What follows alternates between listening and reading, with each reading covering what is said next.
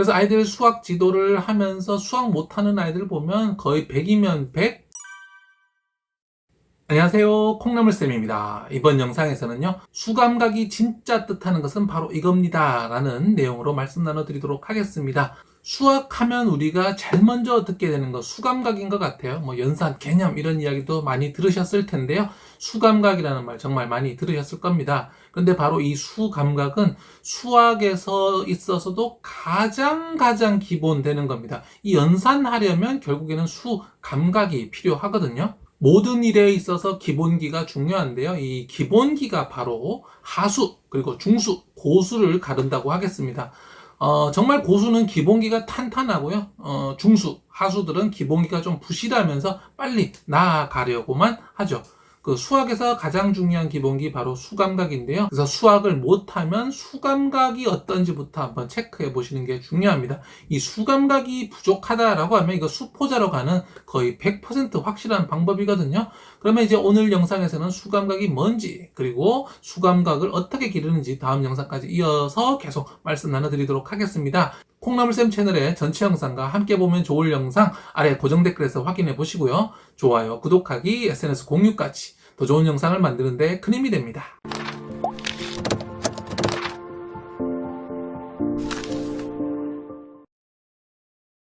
수감각이 진짜 뜻하는 것은 바로 이겁니다. 오늘 첫 번째 드릴 말씀은요, 수감각이 없으면 수포자 됩니다 라는 내용 말씀 나눠드리도록 하겠습니다.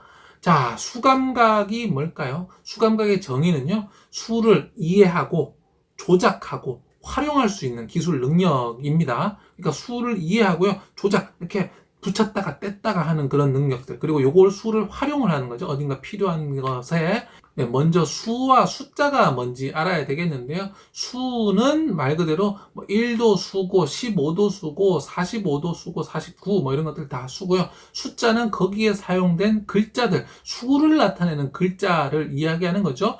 1. 이게 바로 숫자가 되겠는데, 얘가 10의 자리에 가면 10이라는 수가 되는 거죠. 그래서 숫자는 1, 2, 3, 4, 5, 6, 7, 8, 9, 0까지 이것이 숫자고, 얘네들을 자리를 배치를 하면 30도 나오고 490도 나오고 이것이 수입니다. 그래서 수와 숫자가 뭔지 알아야 되겠고, 그 다음에 이를 자기 마음대로 머릿속에서 좀 가지고 놀 수 있어야 되겠습니다. 9라고 하면 9를 가지고 논다는 건데 붙였다가 뗐다가 할 수 있는 거죠. 그 다음에 얘가 이제 문제에 나왔을 때 내가 알고 있는 그 수를 가지고 활용을 할 수 있어야 됩니다. 수 감각이 왜 이렇게 중요하냐라고 물으신다면, 첫 번째로는 수 감각이 없으면 수학적 문제 해결이 결국에는 느릴 수밖에 없다. 그 다음에 부정확할 수밖에 없다 말씀드리겠습니다.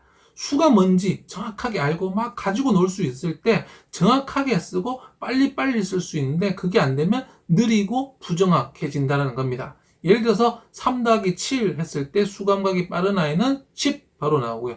56 빼기 19 했을 때 머릿속으로 19 대신에 그러면 20을 빼볼까? 그 다음에 1을 더해주면 되겠군. 이런 것들 수를 가지고 노는 거죠. 단순히 세로셈으로 푸는 것이 아니고요. 그 다음에 46 나누기 2 했을 때 몰라가 아니고 그럼 40을 먼저 반으로 나누고 6을 또 반으로 나누고, 이렇게 좀 다양한 방식으로 수를 가지고 노는, 활용하는 것들 다 수 감각입니다. 그러다 보니까 이게 없으면 좀 곧대로 푼다거나 아니면 좀 느린 방식으로 해야 되고 많이 틀리게 되겠죠. 이런 수감각의 작은 차이들이 이제 시간의 누적으로 인해서 큰 차이가 벌어지는데요. 수학 시간 때 선생님이 자, 그래서 7 더하기 5는 얼마지? 라고 했을 때 이 20명의 머릿속을 제가 생각을 해보면 다 다른 거죠. 7 더하기 5 하는 순간 12라고 거의 0.1초, 0.5초, 1초 내에 정말 반응으로서 그냥 나오는 아이들이 있고, 보자 7하고 5 하면 올려주고 막 이렇게 푸는 아이들도 있고, 7하고 5 하고 이렇게 그냥 가만히 있는 아이들이 있다라는 거죠. 결국에는 이 차이가 시간의 흐름으로 인해서 큰 차이가 벌어지는데, 앞에 아이들은 선생님 질문에 그때 답하면서 어떤 식이 풀어나가고 그 다음 문제로 갈 때 이것을 따라가게 된다는 거죠. 따라갈 수 있다라는 거죠. 그런데 이것이 느린 아이들은 나는 하고 있는데 그 다음으로 넘어가고 하다 보니까 나는 수학을 따라가지 못한다 라고 생각이 되는 겁니다.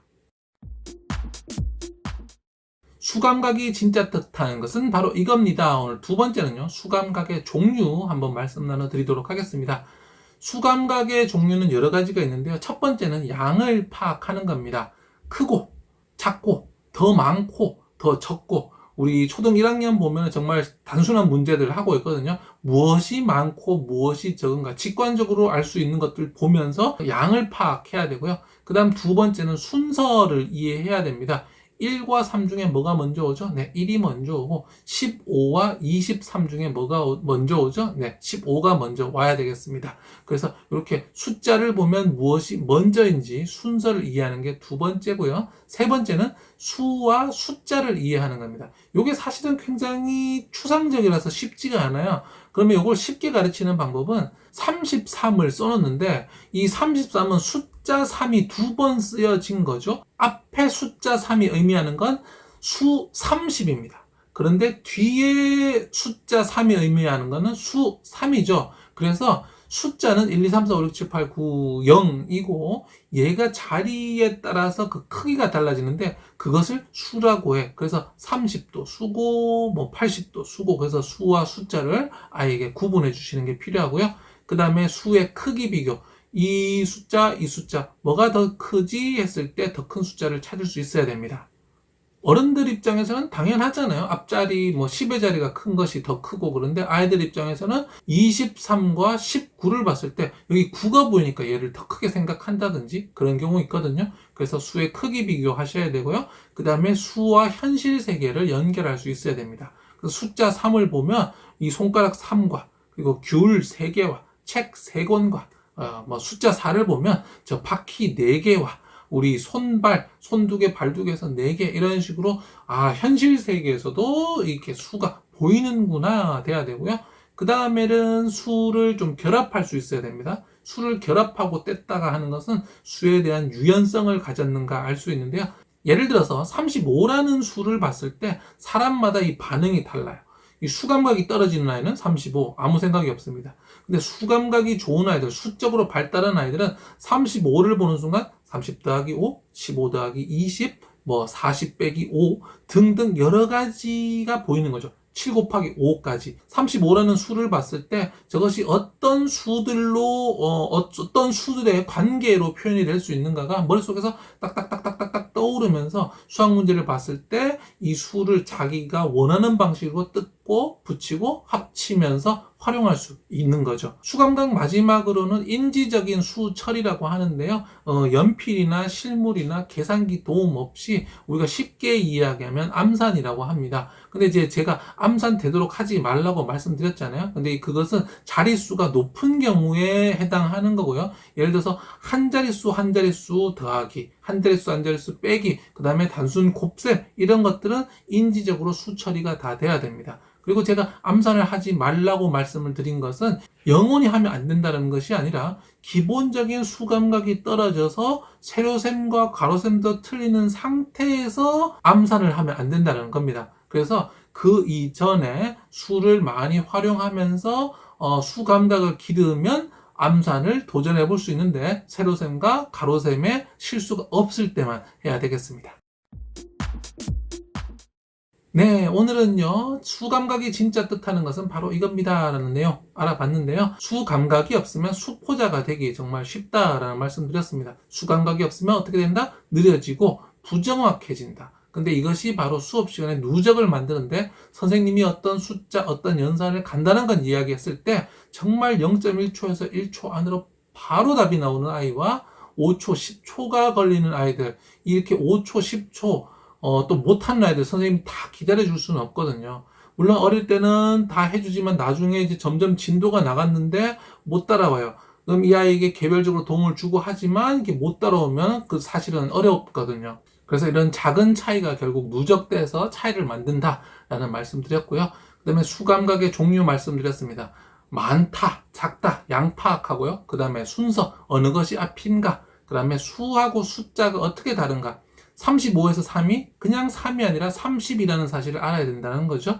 그 다음에 수의 크기, 이게 더 크고 저게 더 크고 이런 것들. 그 다음에 수를 현실 세계에서 찾을 수 있어야 됩니다. 안경알 2개, 뭐 책이 5권, 뭐 이런 식으로요. 다음으로는 수 결합, 어떤 수를 봤을 때 딱 떠올려야 된다는 거죠. 40을 보면 10이 4개구나, 20이 2개구나, 30 더하기 10이구나, 60 빼기 20이구나, 이렇게 40이라는 수를 하나 보더라도 굉장히 좀 다양한 시각으로 이 40이 만들어지는 것들이 머릿속에서 따따닥 떠오르는 것들 수감각이고요. 마지막으로는 인지적인 수처리, 복잡하고 긴 식은 당연히 세로셈으로 해야 되는데 아주 짧은 덧셈, 뺄셈, 곱셈, 나눗셈 정도 머릿속에서 처리하는 것들, 그리고 요걸 가지고 결국에는 세로셈이 되겠죠.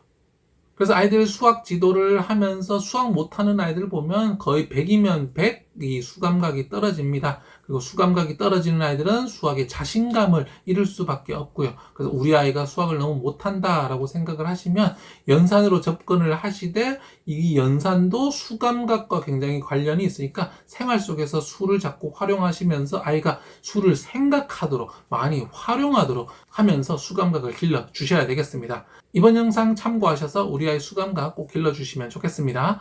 콩나물쌤 채널의 전체 영상과 함께 보면 좋을 영상 아래 고정 댓글에서 확인해 보시고요. 좋아요와 구독하기, SNS 공유까지 더 좋은 영상을 만드는 데 큰 힘이 됩니다. 감사합니다.